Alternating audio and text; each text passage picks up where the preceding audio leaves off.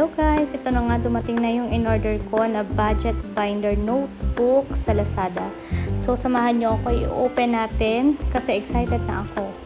Ito nga pala ay para sa mga gustong mag-ipon. Kasi maganda siya. Nakita ko siya sa Lazada. So, ayan. Chineck out ko siya. And, tadan! As in, I love it. Ang ganda ng pagka-red niya. Madami siyang kulay. So, kayo na lang yung mamimili. Ilalagay ko na lang dito sa description box kung saan ko siya nabili at saka kung magkano, doon nyo na lang din makikita.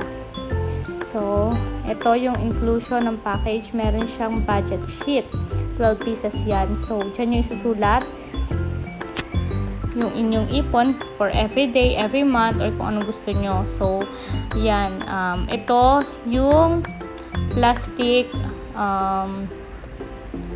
ziplock. So, dyan naman natin ilalagay yung mga pera na iipunin natin. Ako gusto kasi everyday. So, nagtatabi na ako for specific na pinag-iipunan namin. Dyan ko ilalagay. So, meron din siyang kasamang 2 sheets na sticker. So, dyan yung ilalagay naman. Yan yung ididikit nyo sa plastic para kung ano yung gusto nyong pag-ipunan. So, napakaganda siya. So, bili na kayo guys. Thank you for watching. Love it. Bye. And please do subscribe.